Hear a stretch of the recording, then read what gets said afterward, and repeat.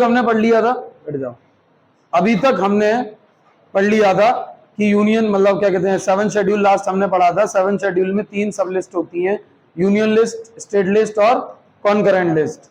ठीक है, जो यूनियन लिस्ट होती है उसमें 100 सब्जेक्ट्स होते हैं। कौन कौन से कैसे सब्जेक्ट्स होते हैं यूनियन लिस्ट में, जिस पर केवल यूनियन गवर्नमेंट लॉ बना सकती है, जैसे railways, external affairs, defence, census, atomic energy, citizenship, currency, banking system, income tax, corporation tax. इसी तरीके के ऐसे 100 सब्जेक्ट होते हैं इसमें जिन पर केवल यूनियन गवर्नमेंट लॉ बना सकती है। अब इन लिस्ट को क्यों ऐड किया गया था, मतलब ऐसी क्या जरूरत थी कि पावर्स का डिस्ट्रीब्यूशन किया गया, क्योंकि कुछ ऐसे प्रोविजंस होते हैं, कुछ ऐसे सब्जेक्ट्स होते हैं जिन पर पूरी कंट्री में एक जैसा लॉ होना जरूरी है। ठीक है ना, पूरी कंट्री में एक जैसा लॉ होगा तभी काम बात बन पाएगी, नहीं तो बात बिगड़ जाएगी। अब जैसे हमने करेंसी का देखा, करेंसी पे अगर सब स्टेट लॉ बनाने लग जाएं तो सब स्टेट्स की करेंसी अलग हो जाएगी, उसके अपने प्रोविजन हो जाएंगे। तो फिर आप क्या चीज,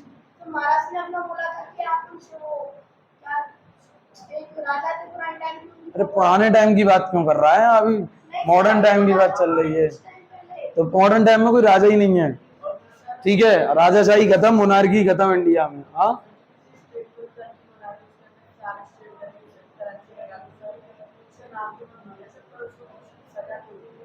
सजा हो गई है। अच्छा, ये उसकी बात कर रहा है, मैं समझ गया।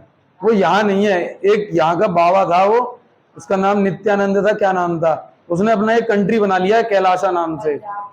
नहीं नहीं, कैलाशा नाम से कहीं बाहर कोई जगह है, पता नहीं कहाँ पे, जॉर्डन वगैरह के पास में, खाली एरिया था, कोई भी कंट्री उस पर अपना दावा नहीं करता था। उसने वहां जाके उसको कर लिया और वहां पे अपना देश बना लिया Kailasa, United states of Kailasa. ठीक है, और वो ये दावा करता है कि ये पूरी दुनिया का पहला हिंदू राष्ट्र है, हिंदू कंट्री है पहला, ऐसा दावा करता है। वो यूनाइटेड नेशंस में भी पहुंच गया, तो वो तो अलग बात है, छोड़ो उसे, वो अलग इंडिया के अंदर की बात नहीं है। ठीक है ना, तो यूनियन लिस्ट में 100 सब्जेक्ट होते हैं जिसपो यूनियन गवर्नमेंट लॉ बना सकती है, ये सारे सब्जेक्ट्स होते हैं, तुमने देख लिए। अब हम आगे देखेंगे स्टेट लिस्ट में किस तरीके के सब्जेक्ट होते हैं, कॉन्करेंट लिस्ट में किस तरीके के सब्जेक्ट होते हैं, इसे नोट कर लो। हो गया सभी का नोट? चलो आगे बढ़ते हैं। देखिए भाई, यूनियन लिस्ट पढ़ लिया, यूनियन लिस्ट के सब्जेक्ट्स पढ़ लिया। अब देखो स्टेट लिस्ट, स्टेट लिस्ट में टोटल कितने सब्जेक्ट्स होते हैं? 61। कितने होते हैं? 61। कौन कौन से होते हैं जिन पर केवल स्टेट गवर्नमेंट लॉ बना सकती है? Law and order. Law and order क्या होता है, ऐसे समझने वाली चीज है। लॉ एंड ऑर्डर का मतलब किसी भी स्टेट के अंदर जो कानून व्यवस्था है, मतलब जो क्राइम हो रहे हैं उसको कंट्रोल करने का, ठीक है, कोई क्राइम ना हो, और जो पब्लिक ऑर्डर है वो मेंटेन रहे, यानी कि कोई भी दंगा फसाद, क्राइम, चोरी डकैती कुछ भी ना हो, उसको कंट्रोल में रखने के लिए ही जो वर्क किया जाता है, जो पुलिस मेंटेन रखती है, उस चीज को बोला जाता है लॉ एंड ऑर्डर। क्या बोला जाता है? लॉ एंड ऑर्डर, यानी कि लॉ का इम्प्लीमेंटेशन रहे, हर कोई लॉ का उल्लंघन ना कर रहा हो, समझ रहे हो ना, कानूनों का उल्लंघन ना कर रहा हो, इलीगल वर्क ना हो रहा हो कोई भी। फिर आता है land and land revenue. Land revenue यानी कि जमीनों पर लगने वाला जो कर होता है, जो टैक्स होता है, जमीनों पर लगने वाला जो टैक्स होता है, उसको लेकर लॉ कौन बना सकता है? State government. एग्रीकल्चर और इरिगेशन। इरिगेशन का मतलब समझते हो? सिंचाई, खेतों में जो पानी पहुंचाने की व्यवस्था होती है उसे सिंचाई कहा जाता है, सिंचाई व्यवस्था। ठीक है, कैसे होती है? काफी जगह पे ट्यूबवेल से होती है, जहां पर क्या कहते हैं पानी की अवेलेबिलिटी नहीं होती, वहां नहरों के माध्यम से, कैनाल्स के माध्यम से पहुंचाया जाता है। जैसे राजस्थान के अंदर पानी की अवेलेबिलिटी उतनी ना होने की वजह से वहां पर सतलुज नदी से इंदिरा गांधी कैनल निकाली गई थी काफी पहले। ठीक है, तो पूरे राजस्थान के अंदर इंदिरा गांधी कैनल जो है वो पानी पहुंचाती है। फिर आता है एग्रीकल्चर इरिगेशन, इसको लेकर लॉ बना सकते हैं स्टेट गवर्नमेंट। ट्रांसपोर्टेशन यानी यातायात व्यवस्था जो चलते हैं, जैसे रेलवेज को तो नहीं लेंगे, रेलवेज तो सेंट्रल का है, यूनियन का है। ट्रांसपोर्टेशन जैसे बसेस, जो भी माध्यम है, मतलब जिससे हम एक जगह से दूसरी जगह ट्रेवल करते हैं, जो भी गवर्नमेंट के होते हैं या नॉन गवर्नमेंट होते हैं, उसको लेकर जो लॉज होंगे ट्रांसपोर्टेशन को लेकर, वो स्टेट गवर्नमेंट बनाएगी। फिर आता है लोकल गवर्नमेंट, यानी कि म्युनिसिपैलिटीज और पंचायती राज इंस्टीट्यूशन जो है उनको क्या बोला जाता है? Local government. इनको लेकर लॉ कौन बना सकती है? State government. ठीक है ना, समझ गए? म्युनिसिपैलिटीज यानी नगर निगम, नगर पालिका, गाँव में ग्राम पंचायतें, जिला परिषद, पंचायत समिति या ब्लॉक पंचायत, इनको लेकर लॉ कौन बनाएगी? State government. और इनको लोकल गवर्नमेंट भी बोला जाता है, हिंदी में स्थानीय सरकार। क्या बोला जाता है?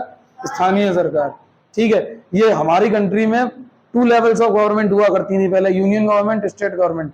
जब से इसको पंचायती राज इंस्टीट्यूशन और म्युनिसिपैलिटीज को कॉन्स्टिट्यूशनली एस्टेब्लिश किया गया था, उसके बाद से ही ये हमारी 3rd लेवल ऑफ गवर्नमेंट हो गई। अब हमारी कंट्री में 3 लेवल्स ऑफ गवर्नमेंट होती है, यूनियन गवर्नमेंट, स्टेट गवर्नमेंट और लोकल गवर्नमेंट। क्लियर है? फिर आता है पब्लिक हेल्थ और सैनिटेशन, यानी लोगों की हेल्थ को लेकर और साफ सफाई को लेकर कानून कौन बना सकती है? State government. Batting and gambling यानी सट्टेबाजी जो होती है उसको लेकर लॉ कौन बना सकती है? State government. क्योंकि इंडिया के अंदर जो सट्टेबाजी है, बैटिंग और गैम्बलिंग है, वो क्या है? इलीगल है। बहुत सारी कंट्रीज है जहाँ पे लीगल है, जैसे ब्रिटेन है, अमेरिका है, इन कंट्रीज में क्या है? बैटिंग और जो गैम्बलिंग है वो लीगल है। वहां पे ऑफिशियली रूप से मतलब स्टेडियम में मैच चल रहा है और वहाँ बैटिंग होती है, लेकिन इंडिया में इलीगल है। तो इंडिया में नहीं, एक ही नहीं है। बैटिंग होता है सट्टा, और गैम्बलिंग होती है उसमें जैसे खरीद गेम को अपने हिसाब से इन्फ्लुएंस कर देना। इन्फ्लुएंस कर देना मतलब उनके प्लेयर्स को खरीद लेना, ठीक है ना, प्लेयर्स से मिल जाना। गैम्बलिंग और बड़े लेवल पे कह सकते हो, नहीं, सट्टेबाजी का जो बड़ा लेवल है वो गैम्बलिंग कहलाता है। पैसा लगाना, जैसे मैच चल रहा है आईपीएल के, कौन जीतेगा?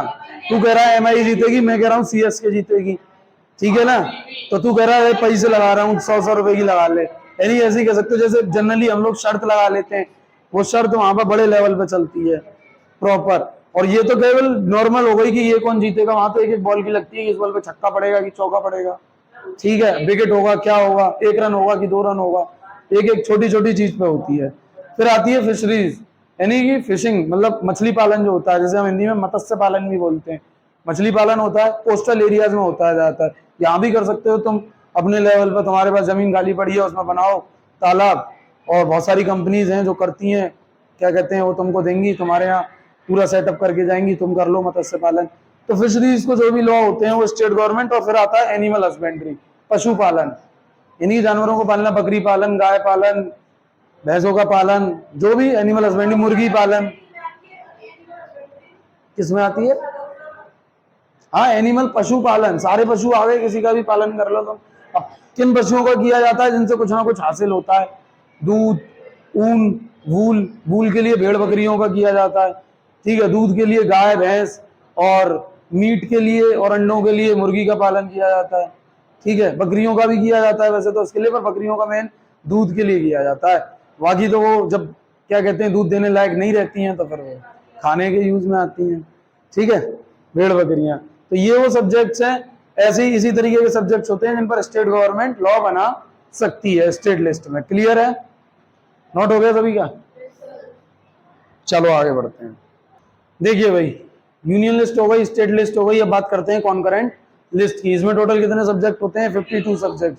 अब कॉन्करेंट लिस्ट का मतलब है यानी कि वो सब्जेक्ट जिन पर यूनियन गवर्नमेंट भी लॉ बना सकती है और स्टेट गवर्नमेंट भी लॉ बना सकती है।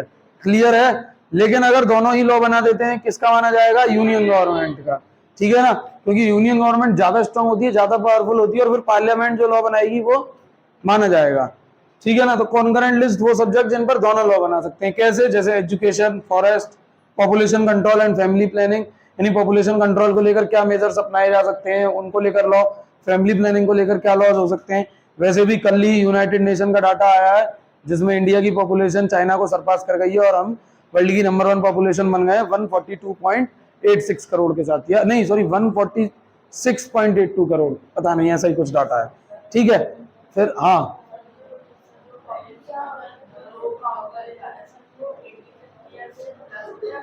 नहीं, सबको काउंट किया जाता है पॉपुलेशन में, तो पॉपुलेशन में तो सब काउंट होते हैं, 1 साल का बच्चा भी काउंट होगा, 0 का जो है नहीं जिसने जन्म लिया है तुरंत वो भी काउंट होगा। क्लियर है? पॉपुलेशन का मतलब 18 ईयर से कोई वोटिंग का थोड़ी, क्योंकि वो जो जन्म लिया वो भी बड़ा हो गया आएगा ही, 18 ईयर्स का होगा ही। एडमिनिस्ट्रेशन ऑफ डिस्ट्रिक्ट कोर्ट, यानी जो डिस्ट्रिक्ट कोर्ट्स होते हैं, डिस्ट्रिक्ट लेवल पर जो हमारे कोर्ट हैं, ठीक है ना, डिस्ट्रिक्ट एंड सेशन कोर्ट और सबऑर्डिनेट कोर्ट, उनका एडमिनिस्ट्रेशन कैसे होगा उसको लेकर लॉ स्टेट भी बना सकता है और यूनियन भी बना सकती है, यानी यूनियन गवर्नमेंट सेंट्रल गवर्नमेंट भी बना सकती है। वेट एंड मेजर, यानी वेट एंड मेजर को लेकर जो यूनिट्स हमारी कंट्री में यूज होती हैं उनको चेंज करना है तो उसको लेकर भी लॉ स्टेट और गवर्नमेंट, यूनियन गवर्नमेंट दोनों बना सकती है। क्लियर है?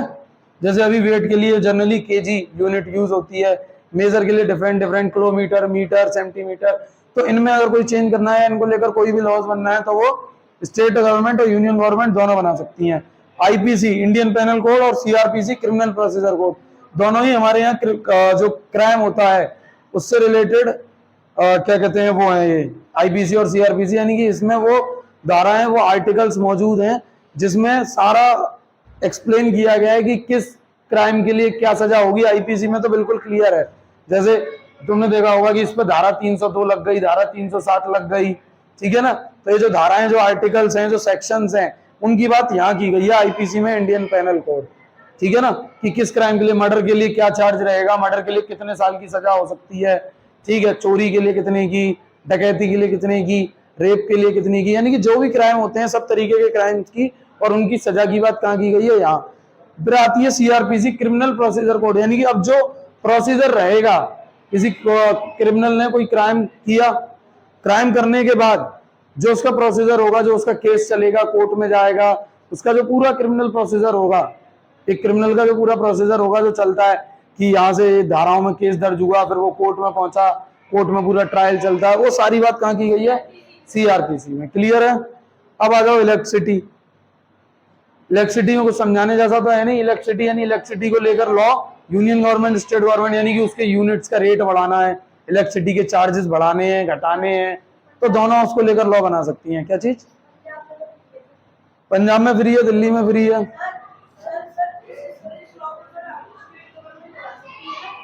हाँ, स्टेट गवर्नमेंट और यूनियन गवर्नमेंट दोनों इन टॉपिक्स पर, इन सब्जेक्ट्स पर लॉ बना सकती हैं। अगर दोनों ने बना दिया है तो यूनियन गवर्नमेंट का माना जाएगा। नहीं, ऐसा कुछ नहीं है दोनों का। अब ये तो तू समझेगा तो फिर वो डीप चीज हो गई। इलेक्ट्रिसिटी पे लॉ सेंट्रल गवर्नमेंट ने भी बना रखे हैं बहुत से, और स्टेट गवर्नमेंट्स ने अपने अपने हिसाब से भी बना रखे हैं। स्टेट गवर्नमेंट्स अपनी, जैसे दिल्ली और पंजाब का एग्जांपल लेते हैं। दिल्ली और पंजाब में आम आदमी पार्टी की सरकार है, उन्होंने फ्री पॉलिटिक्स का गेम चलाया है शुरू से, फ्री देने का लोगों को, चीजों को जितनी पॉसिबल हो सके। तो दिल्ली और पंजाब में वो इलेक्ट्रिसिटी फ्री दे रहे हैं, तो उसको लेकर उन्होंने ये लॉ बना रखा है कि वो अपने इलेक्ट्रिसिटी फ्री देंगे। लेकिन यूनियन गवर्नमेंट ने नहीं बना रखा ना। यूनियन गवर्नमेंट पूरे देश में फ्री दे देगी तो हो गया फिर तो बंटाधार। कितना उससे क्या कहते हैं रेवेन्यू जनरेट होता है, वो रेवेन्यू जनरेट नहीं होगा, क्योंकि खर्चा भी तो बहुत होता है ना इलेक्ट्रिसिटी को बनाने में और प्रोवाइड कराने में। तो वो रेवेन्यू जनरेट, वो अपना जो, जैसे दिल्ली और पंजाब स्टेट है, दिल्ली यूटी है खैर, तो ये प्रोवाइड करा रहे हैं, तो ये अपना जो रेवेन्यू मैनेज कर रहे हैं वो और जगह से कर रहे हैं, ठीक है ना। किसी और जगह पर ज्यादा टैक्स लगाकर वहां से रेवेन्यू जनरेट कर रहे हैं, जो भी है अपने हिसाब से बैलेंस कर रहे हैं जैसे कर रहे हो, ठीक है। बहुत सारे टाइम पे ऐसा भी होता है, इसकी वजह से फ्री चीजों को देने के चक्कर में गवर्नमेंट पे लोन हो जाता है, लॉस में भी चली जाते हैं वो, ठीक है ना। और ऐसे ही क्या कहते हैं, कोई स्टेट गवर्नमेंट और यूनियन गवर्नमेंट, कोई भी ऐसी गवर्नमेंट नहीं है जिस पर लोन ना हो। सबने बहुत सारे लोन ले रखे हैं अलग अलग प्रोजेक्ट्स के लिए, अलग अलग चीजों के लिए, ठीक है। और लोन का अमाउंट सुनोगे तो तुम कहोगे इतना अमाउंट भी होता है, इतना सारा लोन, लाखों करोड़ों में लोन चलता है। हाँ, वर्ल्ड बैंक से, वर्ल्ड बैंक से ले लेते हैं, आईएमएफ से ले लेते हैं, बहुत सारी ऑर्गेनाइजेशन है। और मैरिज एंड डाइवोर्स, यानी शादी को लेकर और डाइवोर्स को लेकर जो भी लॉज होते हैं, ये सारे वो सब्जेक्ट्स हैं जिन पर स्टेट गवर्नमेंट और यूनियन गवर्नमेंट दोनों लॉज बना सकती हैं। क्लियर है इतनी बात? सभी को नोट हो गया? चलिए आगे बढ़ते हैं। देखिए भाई, अब बात करते हैं 8th शेड्यूल की। किसकी? 8th शेड्यूल की। 8th शेड्यूल किसकी बात करता है? लैंग्वेजेस की। कितनी ऑफिशियल लैंग्वेजेस हैं हमारी? 22, जिनको कॉन्स्टिट्यूशनली एस्टेब्लिश किया गया है, कॉन्स्टिट्यूशनली मान्यता दी गई है। पहले कितनी थी? ये 14। 8 लैंग्वेजेस ऐसी थी जो बाद में एक एक करके उनको अमेंडमेंट करके कॉन्स्टिट्यूशन में चेंज करके उनको ऐड किया गया 8th शेड्यूल के अंदर। सबसे पहले 21st कॉन्स्टिट्यूशनल अमेंडमेंट एक्ट 1967 के द्वारा सिंधी लैंग्वेज को ऐड किया गया। किसको? सिंधी लैंग्वेज को। फिर 71st कॉन्स्टिट्यूशनल अमेंडमेंट एक्ट 1992 के द्वारा नेपाली, मणिपुरी और कोंकणी को एस्टेब्लिश किया गया। And at last 92th constitutional amendment act 2003 के द्वारा बोडो, डोगरी, संथाली और मैथिली, इन 4 भाषाओं को कॉन्स्टिट्यूशनली एस्टेब्लिश किया गया। इस तरीके से ये 8 भाषाएं बाद में ऐड हुई कॉन्स्टिट्यूशन में। तो पहले 14 थी, अब 22 है। बस इतनी बात करता है 8th शेड्यूल। क्लियर है? आगे बढ़ते हैं। देखो भाई, अब बात होगी 9th शेड्यूल की। किसकी? 9th शेड्यूल की। क्या बात करता है 9th शेड्यूल? लैंड रिफॉर्म्स, यानी कि भूमि सुधार। लैंड रिफॉर्म्स मतलब जो जमीनों को लेकर कानून बनाए गए हैं, ठीक है ना। जमींदारी सिस्टम भी इसमें आता है। जमींदारी सिस्टम तुम लोगों ने पढ़ा होगा।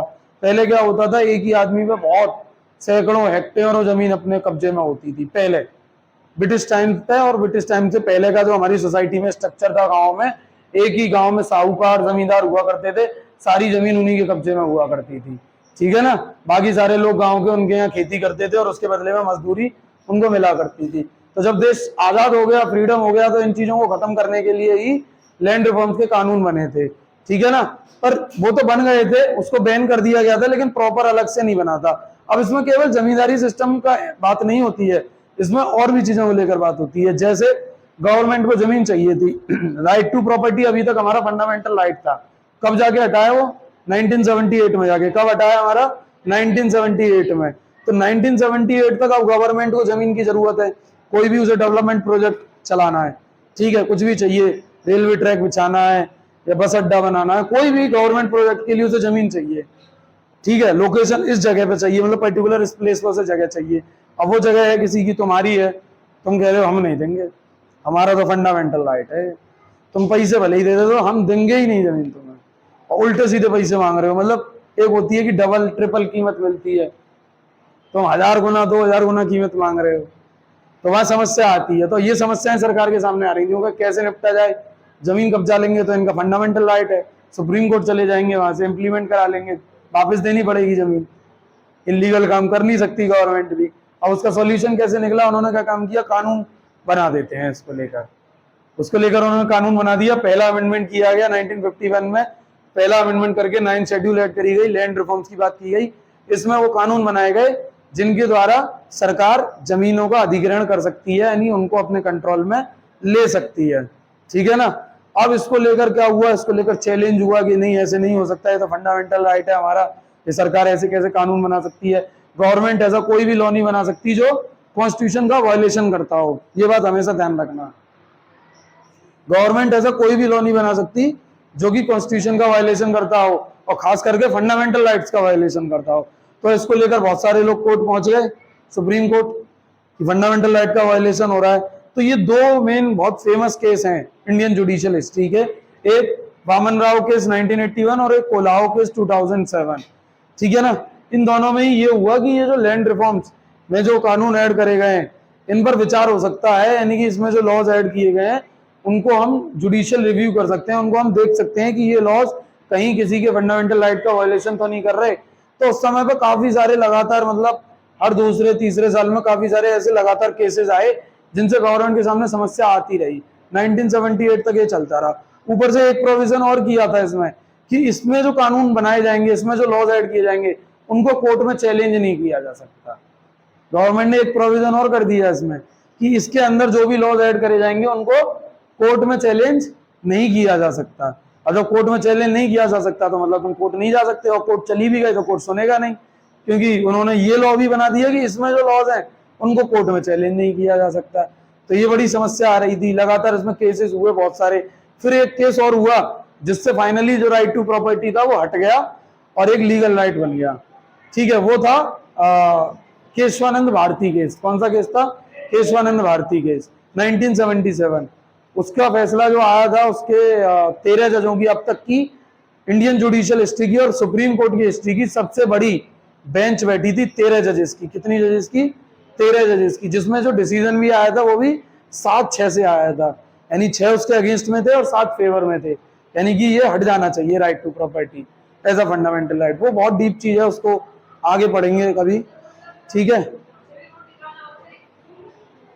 हाँ, गवर्नमेंट को यहाँ से रोड निकालना है, जमीन चाहिए, ले लेगी वो, पैसे देगी, फ्री में थोड़ी लेगी, डबल या ट्रिपल कीमत मिलती है। जैसे इस जगह की कीमत 40 लाख है तो गवर्नमेंट तुम्हें 80 लाख देगी। हाँ, 1 करोड़ 20 लाख या 80 लाख, जो भी वो डिसाइड होता है गवर्नमेंट और जो पार्टी उसमें शामिल होती है उनके बीच में नेगोशिएट होकर वो अमाउंट डिसाइड होता है, ठीक है ना। वहां भी मोल भाव चलता है पूरा। 284 रूल्स ऐड हैं इसमें। कितने रूल्स ऐड हैं? 284, यानी कि ऐसे कह सकते हो 284 लॉज ऐड किए गए हैं इसमें। और ये ऐसे लॉज हैं जिनको कोर्ट में चैलेंज नहीं किया जा सकता। फिर बाद में तुम्हें मैंने बताया इन 2 केसेस में आ गया कि जुडिशियल रिव्यू हो सकता है, यानी कि कोर्ट देख सकती है इनको, लॉज को चेक कर सकती है कि अगर जरूरत पड़ती है तो वो इसको हटा भी सकती है, खत्म भी कर सकती है जो इसमें लॉज हैं। अगर सुप्रीम कोर्ट को लगता है तो वो किसी लॉ को से लगता है इसमें कोई लॉ ऐसा है इसको हटाना चाहिए तो हटा भी सकती है, ठीक है ना। आगे लेकिन पहले तो ये था कि इसमें जो लॉज है उनको कोर्ट में चैलेंज ही नहीं किया जा सकता। उसमें बहुत सारे आर्टिकल्स की बात होती है, जैसे एक आर्टिकल 13 होता है हमारे फंडामेंटल राइट में, उसमें ये लिखा होता है, तुम कह रहे थे ना 12 to 35, लेकिन जो फंडामेंटल राइट होते हैं वो केवल 14 से लेकर 32 तक होते हैं, बाकी के आर्टिकल्स में क्या होता है। तो ऐसे ही प्रोसीजर, जैसे आर्टिकल 13 में क्या लिखा हुआ है, आर्टिकल 13 में लिखा हुआ है कि ऐसा कोई भी लॉ जो क्या कहते हैं एक्ट कहलाएगा, या वो क्या बोलते हैं उसको, जो कॉन्स्टिट्यूशनल अमेंडमेंट एक्ट होते हैं, जो भी कॉन्स्टिट्यूशन में चेंज करने के लिए हम एक्ट लाएंगे, बिल लाएंगे, वो अगर कॉन्स्टिट्यूशन का वायलेशन कर रहा है तो वो कॉन्स्टिट्यूशन का वायलेशन नहीं कहलाएगा। इस तरीके की बात करता है वो, ठीक है ना। वो प्रॉपर डेफिनेशन है उसमें कि क्या चीज है जो कॉन्स्टिट्यूशन का वायलेशन कहलाएगी और क्या चीज है जो नहीं कहलाएंगी।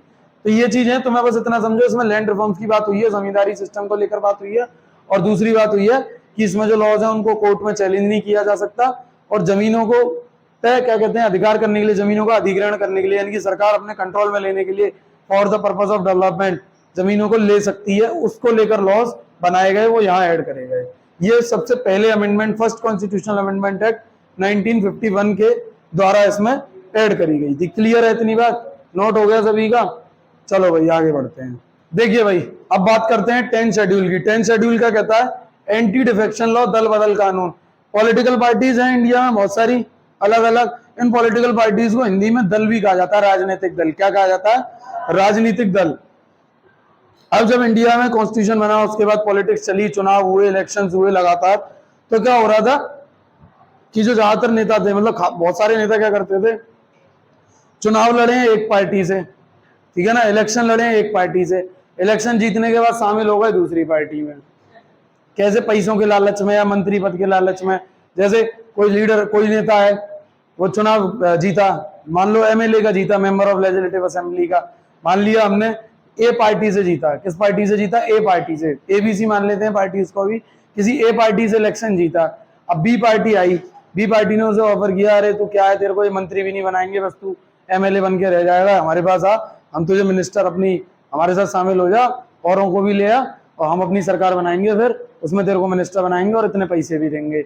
वो लालच में आ गया और अपनी पार्टी को छोड़ के, जिससे चुनाव जीता था उसे तो छोड़ दिया, दूसरी पार्टी में शामिल हो गया, उसकी सरकार बनवा दी। तो बहुत सारे नेता ऐसा कर रहे थे, ऐसा बहुत हो रहा था। तो इससे निपटने के लिए क्या किया गया? एक लॉ बना दिया गया, एंटी डिफेक्शन लॉ, ठीक है। 52 कॉन्स्टिट्यूशनल अमेंडमेंट एक्ट 1985 के द्वारा 10 शेड्यूल ऐड करी गई, उसमें एंटी डिफेक्शन लॉ की बात की गई, दल बदल कानून। यानी कि अब अगर कोई ऐसा करता है कि एक पार्टी से इलेक्शन जीता और दूसरी पार्टी में जाकर शामिल हो गया, तो वो जो इलेक्शन जीता है, वो उसका इलेक्शन, मतलब जो इलेक्ट हुआ है, जो संसद बना, जैसे एमएलए बना है, तो वो एमएलए नहीं रहेगा अब, ठीक है ना। यानी उसकी जो विधानसभा सदस्यता थी, मेंबर ऑफ लेजिस्लेटिव जो असेंबली था, वो नहीं रहेगा अगर एक पार्टी से इलेक्शन जीतकर किसी दूसरी पार्टी में शामिल हो जाता है आफ्टर इलेक्शन, ठीक है ना। बिल्कुल आम ही हो गया वो, जब विधायक ही नहीं रहा तो नेता कहलाएगा। नेता तो नेता ही कहलाते हैं हमेशा, की नेता है भाई। क्लियर है? तो इस चीज से निपटने के लिए कि ये चीज बहुत हो रही थी, जीतते एक से थे और लालच के चक्कर में दूसरी पार्टी में शामिल हो जाते थे, तो उसके लिए अब एंटी डिफेक्शन लॉ बना दिया गया, 10 शेड्यूल में ऐड किया गया। 10 शेड्यूल को 52 कॉन्स्टिट्यूशनल अमेंडमेंट एक्ट 1985 के द्वारा ऐड किया गया। यानी अब कोई ऐसा करता है तो उसकी एमपी करता है, जैसे मेंबर ऑफ पार्लियामेंट करता है, तो वो पार्लियामेंट का सदस्य नहीं रहेगा अगर वो ऐसा करता है तो। लेकिन इसका भी सॉल्यूशन निकाल लिया है मॉडर्न टाइम में, इसका भी सॉल्यूशन निकाल लिया। अब क्या करते हैं? अब भी करते हैं ऐसा। अब ऐसा कैसे करते हैं कि चुनाव जीतते हैं एक पार्टी से, उसके बाद दूसरी पार्टी में शामिल हो जाते हैं, फिर उससे इलेक्शन लड़ लेते हैं। मतलब ठीक है जाने दो, अब उससे लड़ लेंगे। पहले तो सरकार कम से कम गिरानी है, तो सरकार तो गिरा ही देते हैं। मतलब जिस पार्टी से जीते हैं उसकी सरकार बन रही है, मान लो उसकी सरकार बनाने के लिए एग्जांपल ले लेता हूँ, 50 मेंबर चाहिए थे, 50 मेंबर उसके जीत गए। अब क्या किया? दूसरी पार्टी ने 40 जीते थे, ठीक है, जो उसके 10 थे वो टूट के चले गए उसके पास, ठीक है। तो भले ही उस दूसरे की सरकार बने ना बने, पहली वाली जो थी वो तो गिर जाएगी, कम से कम दोबारा तो इलेक्शन होंगे, समझ रहे हो। तो ये चीज होती है। अब बात करते हैं 11 शेड्यूल की। 11 शेड्यूल आर्टिकल, सारे शेड्यूल्स में भी आर्टिकल्स हैं कि इतने आर्टिकल्स है, इतने आर्टिकल, लेकिन बहुत सारे हैं और इम्पोर्टेंट भी नहीं है। लेकिन इसमें एक सिंगल आर्टिकल की बात है तो हम उसे देख रहे हैं, और इम्पोर्टेंट भी हो जाता है जहां सिंगल आर्टिकल की बात है। तो जो 11 शेड्यूल है वो आर्टिकल 243 जी में बात करती है। कहाँ है? आर्टिकल 243 जी में बात होती है 11 शेड्यूल की। 11 शेड्यूल किसकी बात करती है? पंचायती राज इंस्टीट्यूशंस की। किसकी? पंचायती इंस्टीट्यूशन की, यानी रूरल लोकल गवर्नमेंट, यानी कि गांव के लेवल पर, ग्रामीण लेवल पर जो स्थानीय सरकार होती है, कौन सी होती है? जैसे ग्राम प्रधान होता है कि नहीं होता, बीडीसी होते हैं, उन्हें वो बोलते हैं बीडीसी सदस्य बोलते हैं, क्या बोलते हैं? बीडीसी मेंबर बोलते हैं, हाँ ठीक है ना, बीडीसी मेंबर होते हैं। ब्लॉक लेवल पर ब्लॉक प्रमुख होते हैं, और जिला परिषद लेवल पर जिला प्रमुख होते हैं। क्या होते हैं? जिला प्रमुख। इनके भी इलेक्शन होते हैं टाइम टू टाइम, हर 5 ईयर में इलेक्शन होते हैं। लेकिन ये किस लेवल पर होती है? गांव के लेवल पर, रूरल लेवल पर। ऐसी अर्बन लेवल पर होती है, वो 12th शेड्यूल में भी देखेंगे उसे। तो रूरल लोकल गवर्नमेंट का कॉन्स्टिट्यूशन, जो मैं तुमसे कह रहा था कि पंचायतों को और म्यूनिसिपैलिटीज को जो कॉन्स्टिट्यूशनली एस्टेब्लिश किया गया, वो यहां से किया गया था। 73rd कॉन्स्टिट्यूशनल अमेंडमेंट एक्ट 1992 जब हुआ, उसके द्वारा 11th शेड्यूल को ऐड किया गया आर्टिकल 243 जी में, जिसमें पंचायती इंस्टीट्यूशन की बात की गई, यानी पंचायती इंस्टीट्यूशन को कॉन्स्टिट्यूशनली एस्टेब्लिश किया गया। इससे पहले ये बात कहाँ होती थी पंचायतों की? हमारे कॉन्स्टिट्यूशन के पार्ट 4 डीपीएसपी के आर्टिकल 40 में बात करता था कि राज्य की सरकारें जो है वो पंचायतों का गठन करेंगी, लेकिन कोई भी गवर्नमेंट जो थी वो इसके प्रति सीरियस नहीं थी। तो बाद में आगे चलकर इनकी इंपोर्टेंस को समझते हुए इनको कॉन्स्टिट्यूशनली एस्टेब्लिश कर दिया, यानी कि अब सभी स्टेट गवर्नमेंट को इनके इलेक्शन कराने कंपलसरी हैं। हर 5 ईयर में इनके इलेक्शन कराने हैं और इनको फंड भी प्रोवाइड कराना है, जिससे ये अपने रीजनल रूरल लेवल पर अपना डेवलपमेंट करा सकें। ठीक है, 29 सब्जेक्ट्स होते हैं इसमें। कितने? 29 सब्जेक्ट्स, यानी ये वो सब्जेक्ट्स हैं जिन पर रूरल लोकल गवर्नमेंट काम कर सकती है, जिन पर वो लॉ बना सकती है अपने लेवल पर और उनमें डेवलपमेंट वर्क चला सकती है। क्लियर है इतनी बात? चलो आगे बढ़ते हैं। देखो भाई, अब बात होगी 12th शेड्यूल की। किसकी? 12th शेड्यूल की। आर्टिकल 243W में बात होती है इसकी। किसकी बात करता है? अर्बन लोकल गवर्नमेंट, यानी कि म्यूनिसिपैलिटीज की। म्यूनिसिपैलिटीज यानी कि शहरी लेवल पर जो स्थानीय सरकार होती है, यानी नगर निगम, नगर पालिका, डीएमसी, महानगर पालिका, इनकी जो बात होती है। इसमें 18 सब्जेक्ट्स होते हैं। इन 18 सब्जेक्ट्स पे जो अर्बन लोकल गवर्नमेंट है, म्यूनिसिपैलिटीज है, वो अपने हिसाब से लॉ बना सकती हैं, वर्क कर सकती हैं। ठीक है, जिसमें साफ सफाई जैसे मुद्दे होते हैं। क्लियर है? किसके द्वारा ऐड किया गया था? 12th schedule 74th constitutional amendment act 1992 के द्वारा ऐड किया गया था। क्लियर है? 11th और 12th शेड्यूल बहुत मोस्ट इंपोर्टेंट शेड्यूल है, काफी पूछ ली जाती हैं ये। क्लियर है इतनी बात? चलिए कल पढ़ेंगे किसी नए टॉपिक के साथ। आज के लिए इतना बहुत है।